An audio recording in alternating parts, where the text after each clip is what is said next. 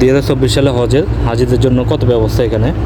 হাজিরা আসে ঘুমাইবো একসাথে, 250-300 হাজি একসাথে ঘুমাইতে পারবে। হাজিদের জন্য এখানে ব্যবস্থা করছে যে হাজিরা যখন বাসে করে আসবো রোডে দিই তখন এখানে বসবো, রেস্ট করবো।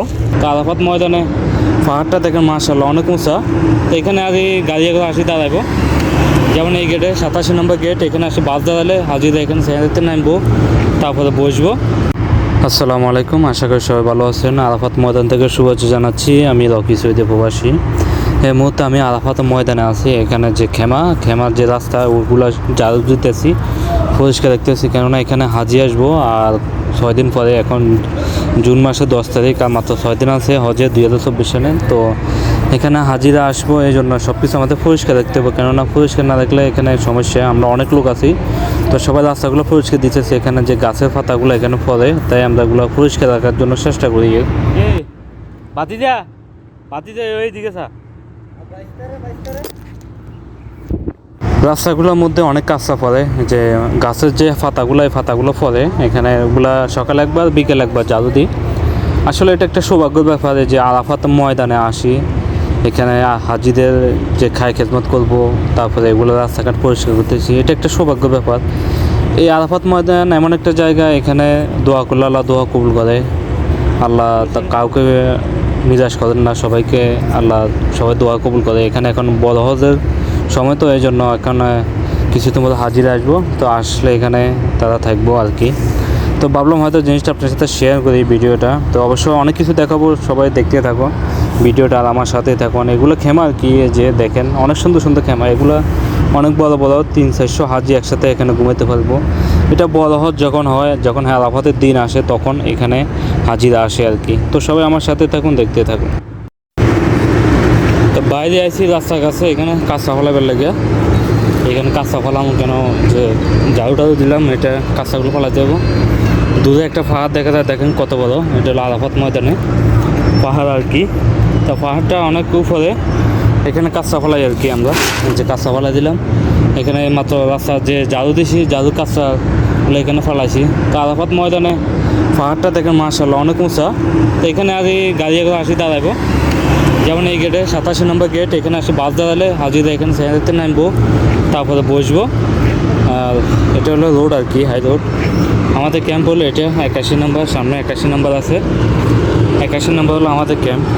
তো আমাদের গেঞ্জিতে লেখা আছে 81। তো আমরা এখানে আমাদের এই জায়গাতে বাস আসি দাঁড়াবো, তারপরে এখানে ইয়া করবো। এখানে কেন সিকিউরিটি আছে, তারা বসে ডিউটি পালন করে এখানে। আর সামনে আমি একটু আপনাদের দেখাই, সামনে এখানে কাজ চলে, এখানে খেমার কাজ চলে, কিছু লোক আছে তারা কাজ করে খেমার ভিতরে। তো এখানে যে কিছু কাজ চলে, এখানে খেমা আরও একটা বানাবো, তারা এখানে ব্যবস্থা করে। খালি মাঠ যেটা আছে ওইটা সামনে।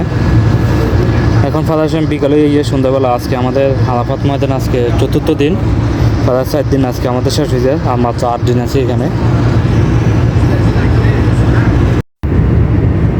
এখানে পানির যে কুলার, পানি খাওয়ার জন্য বরফ দিয়ে বিভিন্ন ধরনের পানি ডালে, যাতে পানি খেতে পারে।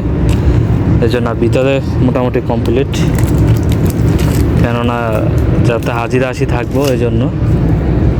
তো এগুলো আরবিতে বলে খেমা বলে। তো এখন আমি বাইরে যাবো, বাইরে যাই আমাদের যে কাঁচা আছে ওটা ফলাইতে দেবো। তো কাঁচাগুলো ফলানোর পরে এখন আমি বাইরে যাবো, গেটের বাইরে, কেননা এখানে কিছু কাঁচা আছে এটি ফলাইতে দেবো। আর আপনাদের দেখাই, এখানে গেটের বাইরে হাজিদের জন্য এখানে ব্যবস্থা করছে, যে হাজিরা যখন বাসে করে আসবো রোডে দিই তখন এখানে বসবো, রেস্ট করবো। আসলে সত্যি এটা সৌভাগ্য ব্যাপার, এখানে আরাফাত ময়দানে আসে কাজ করি, এটা একটা ভাগ্যের ব্যাপার। এইগুলো সব খেমা, আমি ম্যাপে দেখলাম এখানে অসংখ্য খেমা, চতুর্পাশে খেমা, মানে ঘর আর কি, হাজিদের আসা থাকা সে ঘরে। এখন আমি কাঁচা ফালাইছি, কাঁচাগুলো এটা ফুলে গেছে, ফালা দিছি। তো সে ঘরের যে চতুর্পাশে খেমা অসংখ্য। তো খেমার মাঝে মানে মাঝখানে হলো যে রহমতের যে পাহাড়টা, ওই পাহাড়টা হলো মাঝখানে।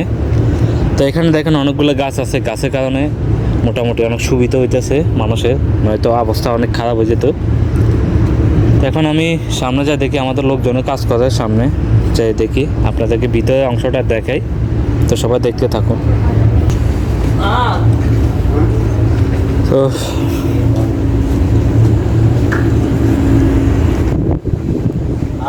हाँ मामू क्या हुआ? कैसे है सही है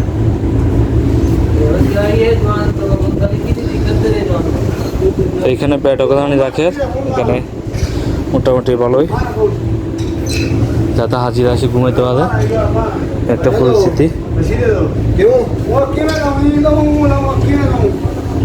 সব হাজিদের জন্য ব্যবস্থা করা হয় তারা এখন এখানে আসি ঘুমাইবো এই জন্য আস্তে আস্তে ধীরে ধীরে আনে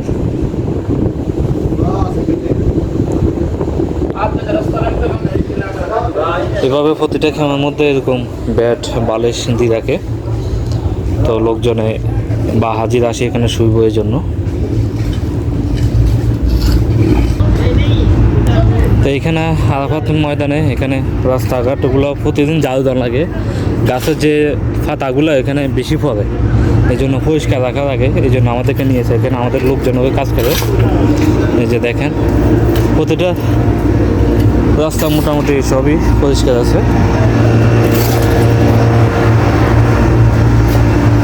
এখানে মোটামুটি অনেক লোক আমরা 2-3 গ্রুপে হিসেবে এখানে কাজ চলে 2-3 গ্রুপে বা কাজ করে তো এই রাস্তাঘাটগুলো আমাদের পরিষ্কার রাখা থাকে নয়তো অনেক বা সমস্যা কেন মোদিরা আসবো চেক দিব যাতে হাজিদের কোনো কষ্ট না হয় এই জন্য আর এখানে রুমগুলো দেখেন কত সুন্দর মতো সাজাছে এই যে ভিতরে দেখেন একসাথে 300-400 লোক থাকতে পারবে এখানে মানে এখানে হাজিরা ঘুমাবে একমাত্র শুধু হাজিদের জন্য ব্যবস্থা আর এগুলো এসি অনেক বড় বড় এসি অনেক পাওয়ার বেশি এসিগুলো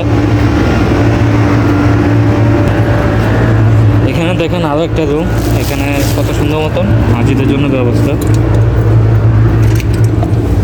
মাশাআল্লাহ দেখেন বড় হজের হাজিরা এখানে আসি ঘুমাইবো তাদের জন্য কত আরামের ব্যবস্থা বড় 2-3টা এসি এখানে ব্যবস্থা করা আছে দেখছেন 2024 সালে হজের হাজিদের জন্য কত ব্যবস্থা এখানে হাজিরা আসি ঘুমাইবো একসাথে 250-300 হাজি একসাথে ঘুমাইতে পারবো এভাবে প্রতিটা খেমার মধ্যে এভাবে তাদের জন্য সাজিয়ে রাখছে